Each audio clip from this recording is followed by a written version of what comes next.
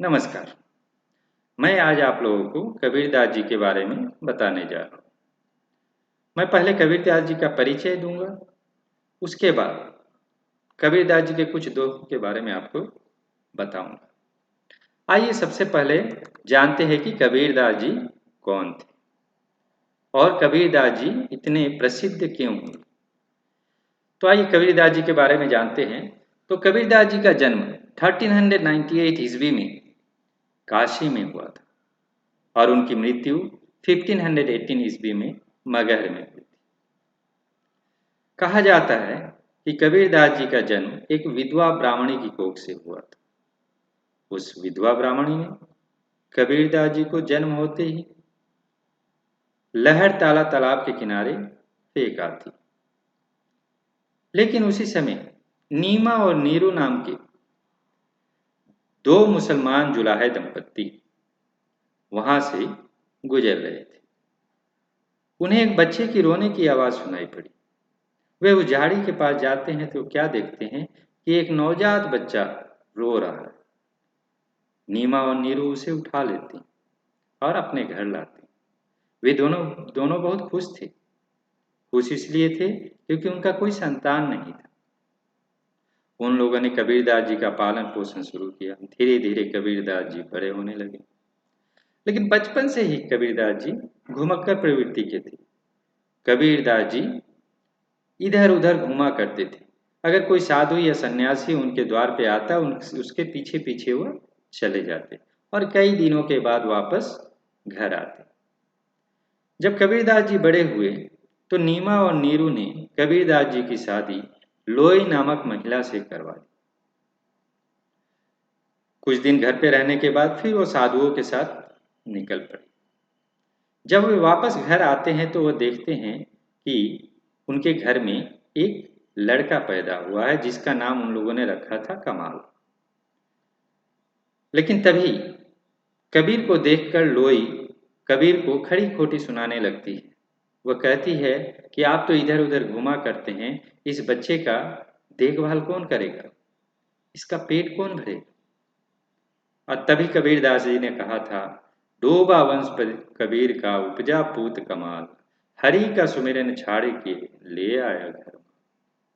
कुछ दिन घर में रहने के बाद कबीरदास जी फिर घूमने निकल जाते, साधुओं के साथ चले जाते। फिर जब आते हैं तब वो देखते हैं कि एक और बेटी का जन्म हुआ है जिसका नाम उन लोगों ने रखा कमाल। कुछ दिन वे अपने घर पे रहे और उसके बाद हमेशा हमेशा के लिए वे अपने घर को त्याग कर चले गए। और माना जाता है कबीरदास जी अनपढ़ थे। ये मैं नहीं कह रहा हूं, ये कबीरदास जी ने खुद कहा है। कबीरदास जी ने खुद कहा है, उन्होंने कहा है, मसी कागज तो छुओ नहीं, कलम गयो नहीं हाथ। अब सोचने वाली बात यह है कि कबीरदास जी ने जितनी भी दोहे लिखे हैं उसको लिखा कौन करता था। तो माना जाता है कबीरदास जी के जो शिष्य थे वह उसे लिखा करते थे, क्योंकि कबीरदास जी अनपढ़ थे। कबीरदास जी ने समाज में फैले जातिवाद, धर्म, सांप्रदायिकता से बहुत दुखी थे। वह हमेशा देखते थे कि लोग जो है जातिवाद को लेकर, जाति को लेकर के एक दूसरे से लड़ते। तब उन्होंने कहा, जाति पाति पूछे नहीं कोई, हरि का भजे सो हरि का हो। अर्थात भगवान जाति पाति नहीं पूछते, जाति पाति भगवान नहीं देखते। जो भी भगवान की सच्चे मन से आराधना करेगा, पूजा करेगा, भगवान उसे आशीर्वाद दे। फिर उस समय और एक समस्या थी, हिंदू मुसलमानों को मार रहे थे, मुसलमान हिंदुओं को मार रहे थे। मंदिर को लेकर के, मस्जिद को लेकर के चारों तरफ हिंसक झड़प देखने को मिलती थी। तो कबीरदास जी ने उन लोगों को समझाने का, कबीरदास जी किसी का भी विरोध नहीं किया, लेकिन उनको समझाते थे। वे बहुत निडर प्रवृत्ति के थे। कबीरदास जी देखते हैं कि हिंदू एक पत्थर रख करके उसके लिए अपने जान देने के लिए तैयार उसकी पूजा करता है। अगर कोई कहता है कि इसे यहाँ से हटा दो तो वो नहीं हटाता, वो कहता है यही मेरा प्रभु।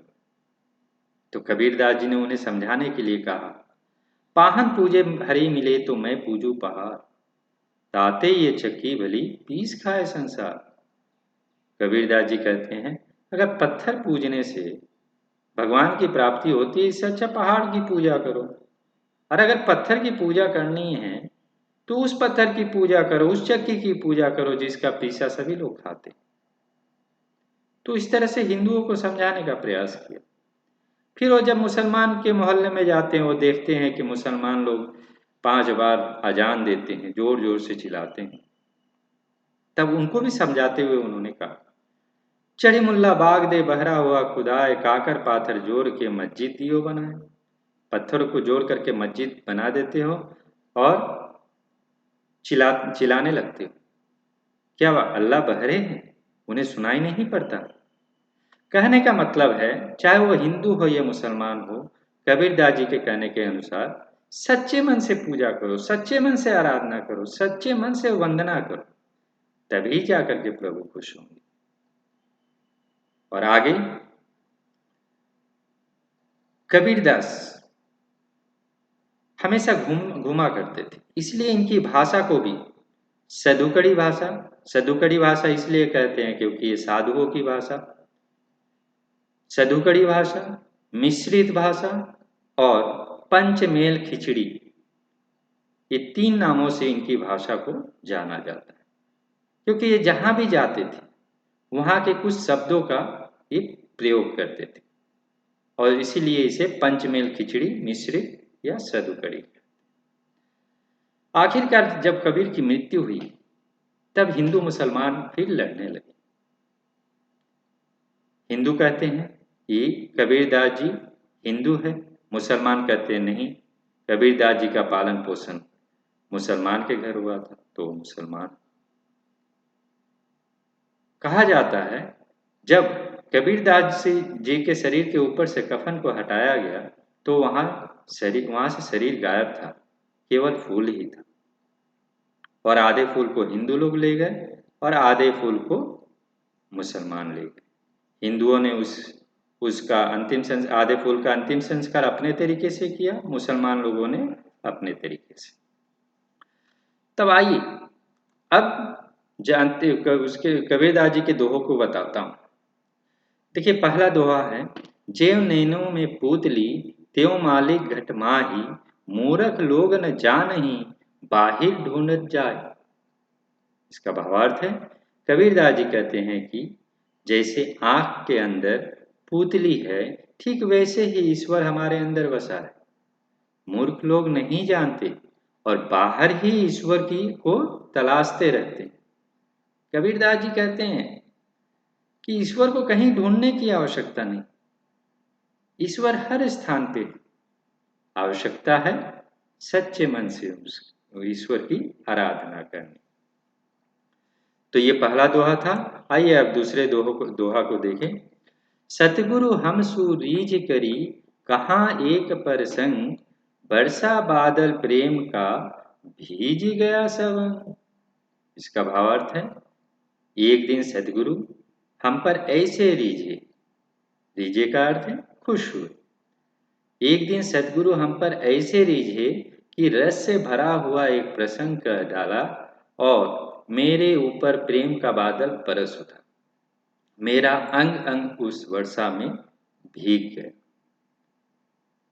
अर्थात भगवान की प्राप्ति होने से आदमी के अंदर से सारे अहंकार, दुख, तकलीफ, कष्ट सब दूर हो जाते हैं और वो भक्ति में लीन हो जाता है।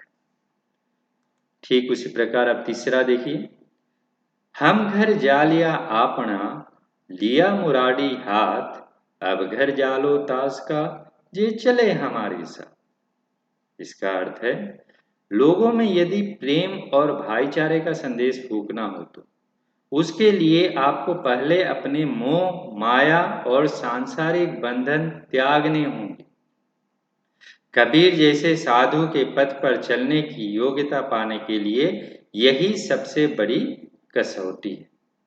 कबीरदास जी के कहने के अनुसार हमें मोह माया को त्यागना पड़ेगा। कबीरदास ने पहले भी कहा है कि माया महाठाग्नि हम जाने, यानी कि माया जो है, माया ही भगवान प्राप्ति के मार्ग में सबसे बड़ी रुकावट है। इसीलिए हमें उसे त्यागना पड़ेगा, तभी जाकर हम भगवान की प्राप्ति कर सकते हैं। चौथा देखिए, प्रेम न बाड़ी उपजे, प्रेम न हाट बिकाए, राजा प्रजा जे ही रुचे, शीश दे ही ले जाए। कबीरदास जी कहते हैं, प्रेम खेत में नहीं उपजता, प्रेम बाजार में भी नहीं बिकता। चाहे कोई राजा हो या साधारण प्रजा, यदि प्यार पाना चाहते हैं तो वह आत्म बलिदान से ही मिलेगा। त्याग और समर्पण के बिना प्रेम को नहीं पाया जा सकता। प्रेम गहन सघन भावना है, कोई खरीदी बेचे जाने वाली वस्तु नहीं। अथवा राजा हो या रंग, प्रेम को खरीद कोई नहीं सकता। भले ही किसी के पास कितना भी पैसा हो, वह प्रेम को नहीं खरीद सकता। तो यहाँ कबीरदास जी ने प्रेम को महत्व दिया है। पांचवा है, पानी केरा बुदबुदा, असमानस की जात, देखत ही छिप जाएगा ज्यों सारा प्रभात। ये मनुष्य के लिए कबीरदास जी कहते हैं। इसका अर्थ है, मानव जीवन पानी के बुलबुले के समान है, जो थोड़े ही समय में नष्ट हो जाता है। ठीक उसी प्रकार, जिस प्रकार सवेरा होने पर प्रकाश के कारण आकाश में टिमटिमाते तारे छिप जाते हैं। जैसे रात को तो हमें तारे नजर आते हैं, लेकिन दिन में हमें तारे नजर नहीं आते। सूरज निकलने के साथ साथ तारे जो है छिप जाते हैं। तो ठीक मनुष्य का जीवन भी उसी प्रकार है, कुछ दिनों के लिए।